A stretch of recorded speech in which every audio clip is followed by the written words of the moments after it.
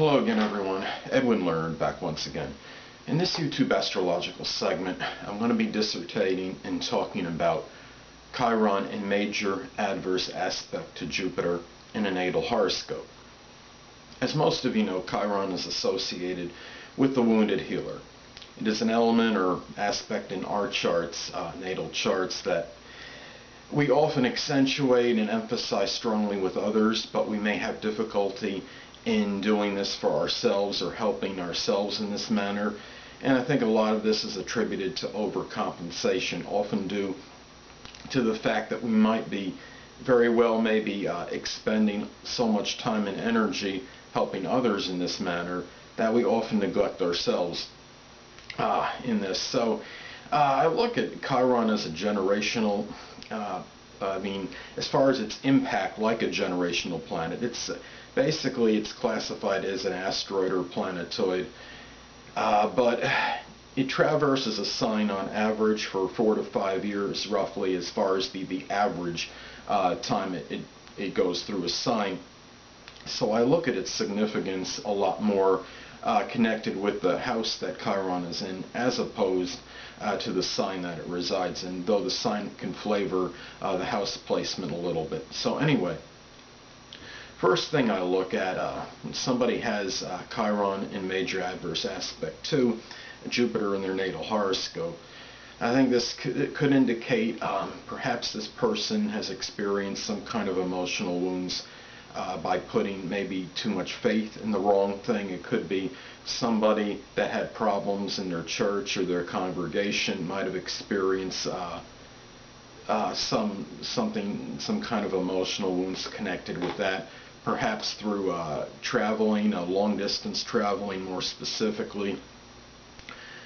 Things that would be connected maybe with abstract thinking, maybe or their philosophy in general, maybe they put too much time and energy into things, into studies that really weren't productive for them, or they couldn't make much out of, from maybe, for example, like somebody that goes to college and takes a course in something, but then they have difficulty finding work afterwards in connection with that subject that they learned.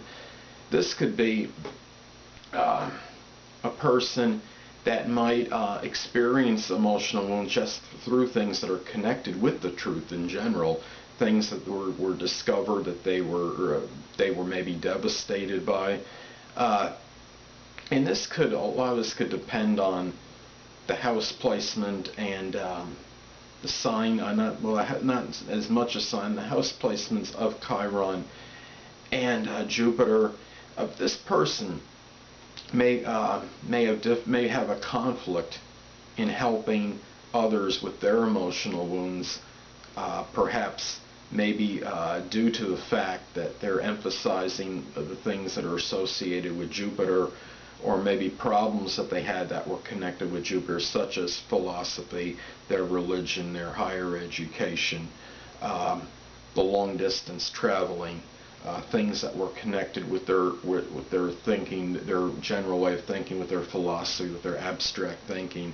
But as I stated before, a lot of this depends the kind of wounds are connected perhaps with the aspect that it makes with the house placement. So let's say somebody has Jupiter in the 4th house and it makes a square aspect to their Chiron in the 7th house in their chart.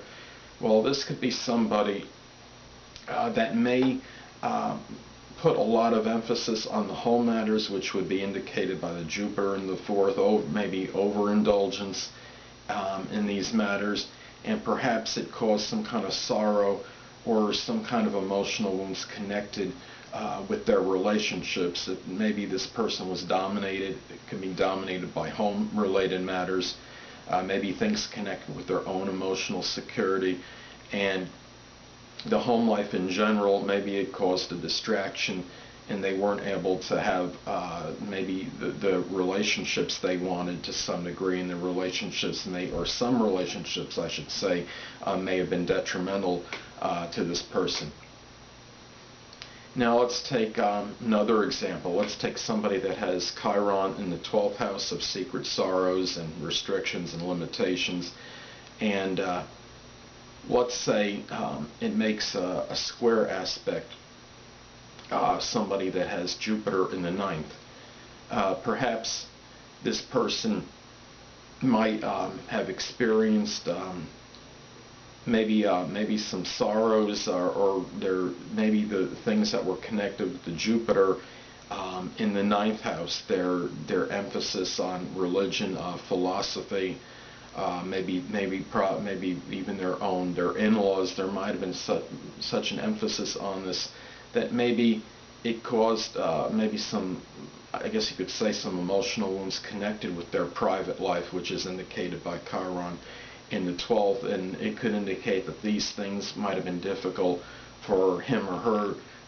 to express, or maybe they just didn't have that kind of private life that he or she really wanted to because of this. And I'll give you another example. Let's take Chiron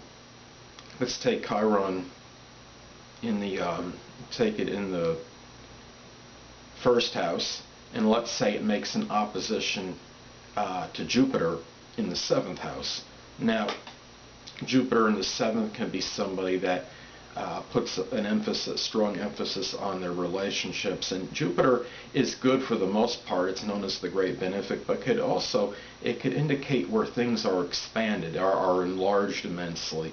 Now, this person may have maybe a conflict between their own their emphasis on their relationships and things that are in the 1st house. Chiron in the 1st may have may experience some kind of wounds with connection, maybe with their own needs, their own outlook, their own, I guess you could say, their egocentric issues, perhaps the things that are connected with their physical body, their appearance, and how the impression they give others.